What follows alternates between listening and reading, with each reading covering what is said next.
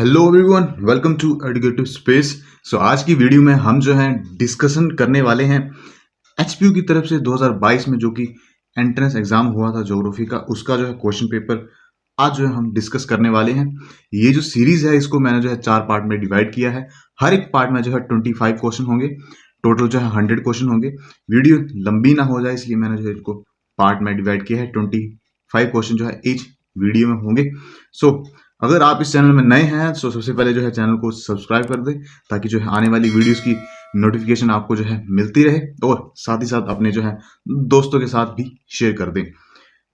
चलिए इस वीडियो को जो है शुरू करते हैं। ये रहा हमारे पास पहला question. The graphical scale can broadly classified into 4 groups. Graphical पैमाने को बड़े पैमाने पर 4 समूहों में वर्गीकृत किया जाता है। तो कौन कौन से ऐसे क्लासिफिकेशंस हैं? इसका जो आंसर है वो है answer A, plain scale, comparative scale, diagonal scale and graphical scales. आपने जो है कार्टोग्राफी में ये जो है सभी स्केल्स के बारे में पढ़ा होगा। ये जो है ब्रॉडली क्लासिफिकेशन है ग्राफिकल स्केल की। Plain scale, comparative scale, diagonal scale and graphical scale. Move on करते हैं नेक्स्ट क्वेश्चन की ओर। Which of the following is the first principle of surveying. सर्वेक्षण का पहला सिद्धांत क्या है? जो सर्वे है उसका सर्वे करने का पहला सिद्धांत क्या है? इसका जो आंसर है वो है मेरे पास option D, whole to part. मतलब इसमें होता क्या, आप जो है एक पूरा पूरा होल एरिया लेते हैं और उसको जो है पार्ट्स में डिवाइड कर दिया जाता है। अगर आप इस एरिया का सर्वे कर रहे हैं तो होता क्या है, अगर आपने इस सर्वे का, अगर दोनों एरिया का आपने सर्वे किया तो अगर इस एरिया में एरर आ रहा है तो इसका एरर जो है इस एरिया में मिक्स नहीं हो पाएगा। इसकी वजह से जो है जो सर्वे है काफी ज्यादा एक्यूरेट एंड कम एरर से लेस होगा। इस प्रिंसिपल में जो है कम एरर होगा। इसलिए ये जो है फर्स्ट प्रिंसिपल है सर्वेइंग का, whole to part. Move on करते हैं नेक्स्ट क्वेश्चन की ओर। थर्ड क्वेश्चन है method of surveying in which linear measurements are made. इसका जो आंसर है वो है चेन सर्वे, चेन सर्वेइंग, सर्वेक्षण की विधि जिसमें मापन किया जाता है। तो क्या आंसर है? श्रृंखला सर्वेक्षण।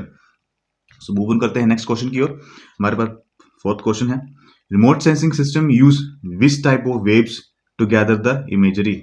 सुदूर संवेदन प्रणाली चित्र एकत्र करने के लिए किस प्रकार की तरंगों का उपयोग करती है? इसका जो आंसर है वो है इलेक्ट्रोमैग्नेटिक वेव्स। एक बात आपको बता दूं, अगर आप जो है हिंदी में अटेम्प्ट कर रहे हैं तो इंग्लिश में एक बार जरूर पढ़ लें, क्योंकि क्वेश्चन पेपर लिखा होता है कि अगर जो वर्ड्स जो हैं उसमें कुछ दिक्कत आएगी, अगर कोई वर्ड जो है हिंदी में ट्रांसलेट गलत हुआ है तो हम जो है मतलब जो एग्जाम चेक करने वाले हैं वो जो है इंग्लिश वाले को ज़्यादा प्रेफर करते हैं। इंग्लिश में भी जो है आप जो है इसको जरूर पढ़ें। मूव ऑन करते हैं नेक्स्ट क्वेश्चन की ओर। जीआईएस स्टैंड्स फॉर, जीआईएस का पूरा नाम क्या है? जीआईएस का पूरा नाम है, आप सभी जानते हैं, ज्योग्राफिक इंफॉर्मेशन सिस्टम, भूगोलिक सूचना प्रणाली। नेक्स्ट क्वेश्चन है हमारे पास, in which of the following islands of India an active volcano are found. ये जो सभी के सभी आइलैंड्स है ये इंडिया के आइलैंड्स है, और इन आइलैंड्स में से किस आइलैंड में जो है एक सक्रिय ज्वालामुखी पाया जाता है? इसका जो आंसर है वो है हमारे पास वेरन आइलैंड, वेरन आइलैंड। इन सभी की लोकेशन आपको मैप में बताता हूं मैं।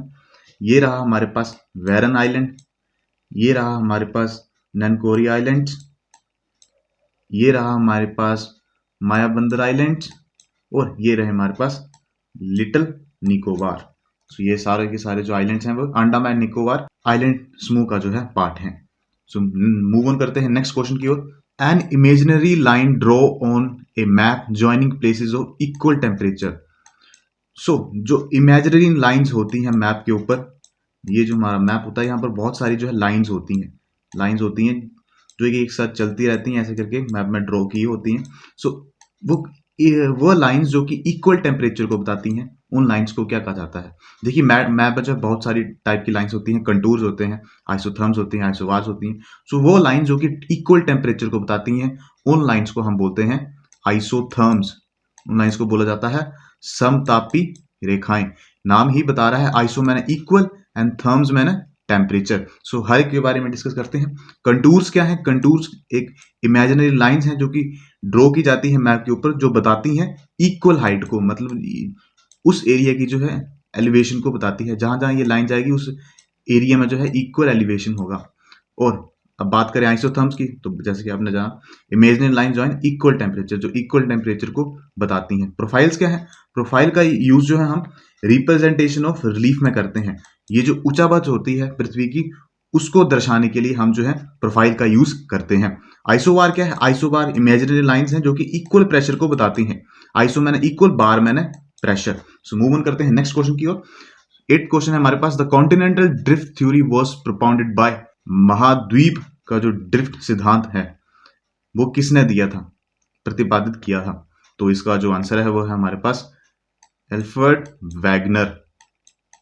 आपने सभी जो है कॉन्टिनेंटल ड्रिफ्ट थ्योरी पढ़ी होगी, तो किसने दी थी? एल्फ्रेड वैगनर ने। मूव ऑन करते हैं नेक्स्ट क्वेश्चन की ओर। What is metadata? Metadata क्या है?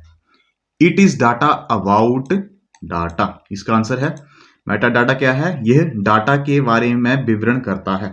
ठीक है, नेक्स्ट क्वेश्चन है, who gave the hypothesis of continental drift theory? So same he question यहां पर जो है अलग मैनर से पूछा गया है, तो इसका आंसर क्या है? Alfred Wagner. मूव करते हैं नेक्स्ट क्वेश्चन की ओर। Limestone is sedimentary rocks formed by. So जो लाइमस्टोन है, जो चूना पत्थर है, वह तलछटी चट्टानी है जो निर्मित होती हैं, किस चीज से निर्मित होती हैं? सो इसका जो आंसर है, क्या है इसका आंसर? कमेंट सेक्शन में पहले आप अटेम्प्ट करें वीडियो को पॉज करके। अगर आपने क्वेश्चन जो है अटेम्प्ट कर ली है, तो इसका जो आंसर है मैं बताता हूं आपको। इसका आंसर है केमिकल प्रेसिपिटेशन की हेल्प से जो है जो लाइमस्टोन है वो बनता है। सो 12th क्वेश्चन है हमारे पास, which atmospheric layer contains ions and helps in wireless communication? So question क्या है, कौन सी वायुमंडलीय परत में आयंस होते हैं जो कि वायरलेस संचार में मदद करते हैं?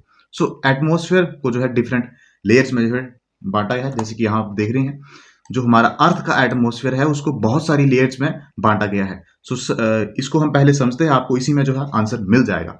सो सबसे पहले जो लेयर आती है वो होती है ट्रोपोस्फेयर। ये जो है सबसे नजदीक होती है अर्थ का, जो क्रस्ट का जो एरिया आता है वहां से जो सबसे पहली लेयर आती है वो है ट्रोपोस्फेयर। सो इसकी जो खासियत है, जो भी वेदर के फिनोमिना होते हैं, जो भी बारिश का होना, स्नो का गिरना, वो सारे के सारे जो क्लाउड्स वगैरह जो होते हैं वो इसी में ही होते हैं। सारे के सारे जो वेदर फिनोमिना है वो ट्रोपोस्फेयर में होते हैं। और इस लेयर की एक और भी खासियत है, जैसे जैसे जो आप जो है ऊपर की तरफ इंक्रीज करना शुरू करते हैं, वैसे वैसे ही इसका जो टेम्परेचर है वह डिक्रीज होना शुरू हो जाता है। मतलब increase in height, decrease in temperature. So अब ये जो टेम्परेचर डिक्रीज करता है, इसका एक फिक्स जो है रेट है। सो वो रेट क्या है? 1 degree temperature decrease with increase in 165 metre height. So जैसे ही आपके जो हाइट जो है 165 मीटर आप ऊपर की तरफ जाएंगे, वैसे जो है 1 डिग्री टेम्परेचर जो है डिक्रीज होना शुरू हो जाएगा। Increase in height, decrease in temperature in this layer troposphere. So second layer कौन सी है? स्ट्रेटोस्फेयर। सो इस लेयर में जो है यहाँ पर एक लेयर पाई जाती है जिसको हम सभी जानते हैं, उसका नाम है ओजोन लेयर। सो ओजोन लेयर कौन सी एटमॉस्फेयर की लेयर में पाई जाती है? स्ट्रेटोस्फेयर में पाई जाती है। सो यहाँ का जो है ऑलमोस्ट टेम्परेचर जो है यहाँ तक जो है ऑलमोस्ट टेम्परेचर कांस्टेंट रहता है, पर जैसे यहाँ पर जो है लेयर आती है ओजोन, सो यहाँ से जो है धीरे धीरे टेम्परेचर इंक्रीज करना शुरू कर जाता है। इस लेयर का जो है प्रेशर कांस्टेंट रहता है, तो यहाँ पर जो भी जेट्स वगैरह जो जेट होते हैं वो सारे के सारे जो हैं इस लेयर में फ्लाई करते हैं। कौन सी लेयर में? स्ट्रेटोस्फेयर में। थर्ड लेयर कौन सी है? Mesosphere. Mesosphere is the coldest layer of earth atmosphere. So mesosphere जो है इसका माइनस में टेम्परेचर होता है, सबसे कोल्डेस्ट लेयर है मेसोस्फेयर। अब बात करें थर्मोस्फेयर की, तो थर्मोस्फेयर ये हमारे पास वो लेयर है जिसमें आयंस पाए जाते हैं, और साथ ही साथ ये जो है एटमॉस्फेयर की सबसे हॉटेस्ट लेयर है। इसमें एक एरिया आता है आइनोस्फेयर, जो कि मदद करता है वायरलेस कम्युनिकेशन के लिए। सो जो एक्सोस्फेयर है वो आउटर स्पेस का एरिया आ जाता है। सो क्या हुआ इसका आंसर? इसका आंसर हुआ थर्मोस्फेयर। इस लेयर में जो है आयंस पाए जाते हैं और ये जो है वायरलेस कम्युनिकेशन में हेल्प करता है। 13th क्वेश्चन क्या है? Literal moraines is the landforms associated with. जो लिटरल मोरेन्स है वो क्या है, मतलब कौन से लैंडफॉर्म से एसोसिएटेड है?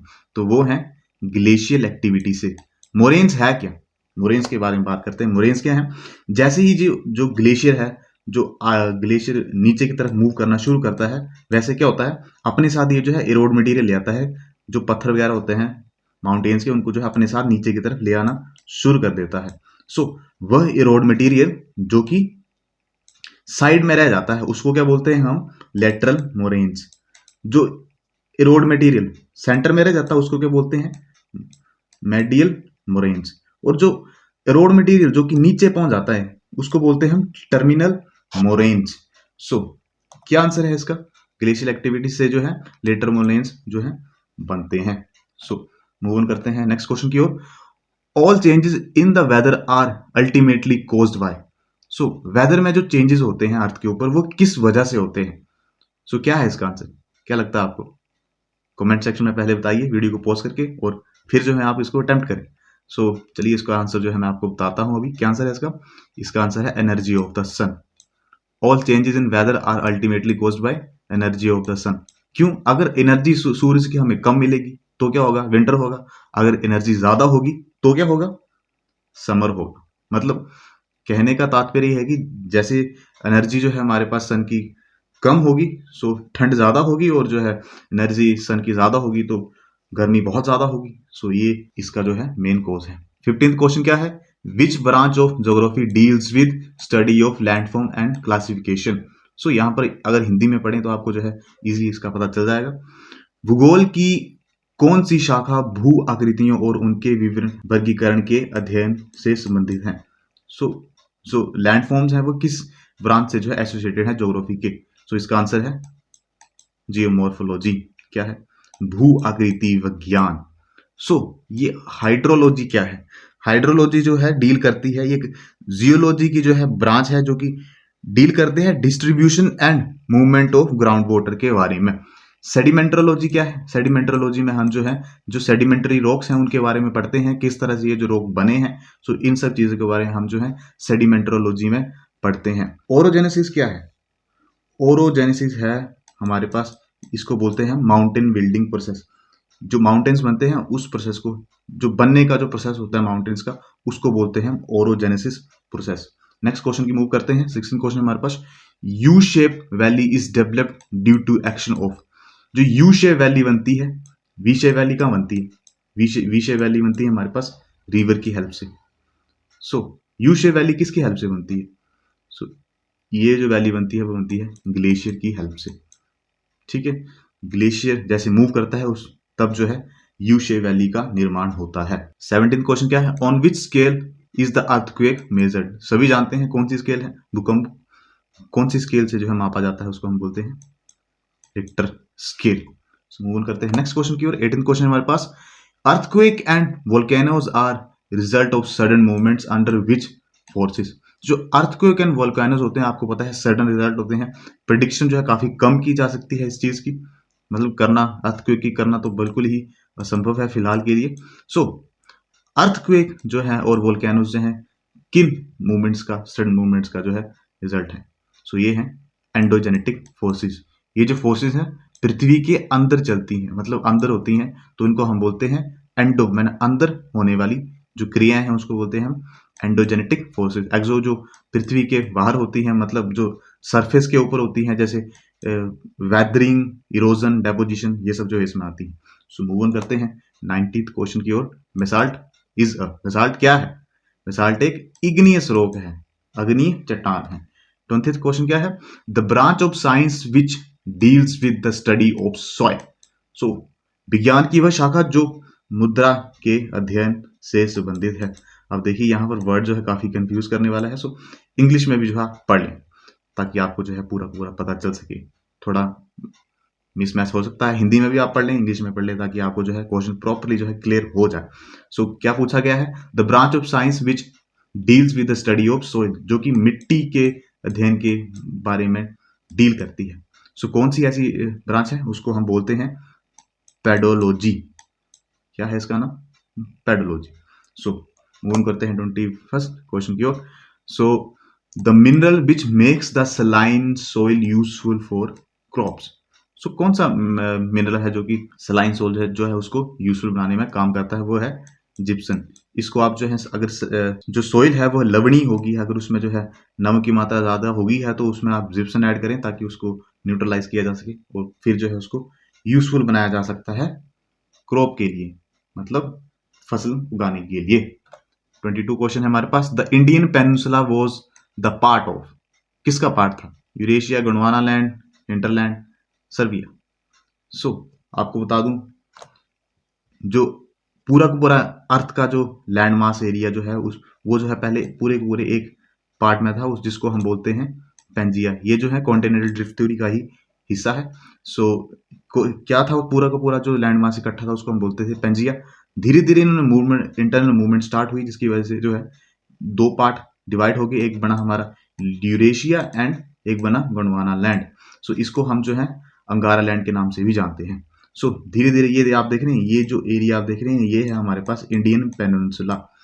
सो धीरे धीरे ये जो इंडियन पेनिनसुला ऊपर की तरफ मूव करना शुरू कर गया, सदर्न हेमिस्फीयर से नदर्न हेमिस्फीयर की तरफ मूव किया और कहाँ जाके लग गया? सीधा एशिया के साथ यहाँ पे सट गया, जिसकी वजह से जो है हिमालयन माउंटेन रेंज का जो है निर्माण हुआ। सो कौन सा किसका पार्ट था? गोंडवाना लैंड का पार्ट था इंडियन पेनिनसुला। ठीक है। 23rd क्वेश्चन क्या है? Which of the following are evidence of continental drift theory. So निम्नलिखित में से कौन सा महाद्वीप बहाव सिद्धांत का प्रमाण है? Identical distribution of fossils in the continent, placer deposits of gold in Ghana coast, jigsaw fit matching of the continent margins, या ऑल ऑफ द अबव। क्या है इसका आंसर? तो पहले इमेज देखिए आप। बात क्या थी? पहले आपको मैंने बताया कि जो पूरा पूरा लैंड मास एरिया जो है एक इकट्ठे में था, धीरे धीरे जो है मूवमेंट होना शुरू हुई। यहाँ पे आप देख रहे हैं ये क्या है? ये है हमारे पास नॉर्थ अमेरिका, ये है हमारे पास अफ्रीका। सो अब यहाँ पर जो है मिनरल्स और जो रहने वाले जो प्रजातियां होंगी उसमें कुछ ना कुछ सेम तो होगा। अब कुछ इस तरफ रहेगी, कुछ इस तरफ रहेगी। ठीक है। तो जो फॉसिल्स थे वो भी आइडेंटिकल डिस्ट्रीब्यूशन, मतलब सेम थे दोनों जगह। ठीक है। प्लेसर डिपॉजिट्स पाए गए गोल्ड के घाना कोस्ट में, जो कि अफ्रीकन कंट्री है। और ये जो है एकदम फिट बैठता है, मतलब अगर आप जो है पूरे के पूरे इसको अर्थ का जो लैंड मास एरिया उसको एकदम फिट करें तो पूरा का पूरा ऐसे बन जाएगा पेंजिया की तरह। सो क्या आंसर है इसका? ऑल ऑफ द अब सारे के सारे जो हमारे पास एविडेंस दिए गए हैं वो सारे के सारे करेक्ट हैं। 24th क्वेश्चन है हमारे पास। Which of the state have largest reserve of bauxite in India. So Bharat के किस राज्य में बॉक्साइट का सबसे बड़ा भंडार है? तो इसका आंसर है ओडिशा। लास्ट क्वेश्चन है हमारे पास। Among fog, hail, snowfall and rains all are form of precipitation except. So इन सभी में से जो है एक जो है प्रेसिपिटेशन का पार्ट नहीं है, मतलब वेक्षण के रूप में धरती पर नहीं गिरता है। सो जैसा कि आप जानते हैं स्नो एंड रेन जो है हमारे पास एटमॉस्फेयर से जो है नीचे की तरफ गिरते हैं, पर एक पानी या किसी फॉर्म में अपना लिक्विड या सॉलिड फॉर्म में जो है नीचे की तरफ गिरते हैं, पर फॉग जो है इस फॉर्म में, प्रेसिपिटेशन की फॉर्म में नीचे नहीं गिरता है। तो क्या आंसर है इसका? फॉग। सो आज की वीडियो को जो है यहीं पर अंत करते हैं। अगर वीडियो पसंद आई तो वीडियो को लाइक करें, अपने दोस्तों के साथ भी शेयर करें और हमें जो है इंस्टाग्राम में फॉलो कर लें एडुकेटिव स्पेस को, क्योंकि वहां पर जो है हम डेली जो है क्विज डालते रहते हैं ताकि आपको जो है कुछ नया जानने को मिलता रहे। सो वहां पर भी आप जो है क्विज अटेम्प्ट कर सकते हैं। और अगर आपको जो वीडियो पसंद आए तो वीडियो को जरूर लाइक करें, अपने दोस्तों के साथ शेयर करें। और अगर आप नए हैं तो चैनल को सब्सक्राइब करना ना भूलें ताकि आपको जो है इसकी नोटिफिकेशन आने वाली वीडियोस की मिलते रहे। मिलेंगे आपसे नेक्स्ट वीडियो में, तब तक के लिए bye bye and take care.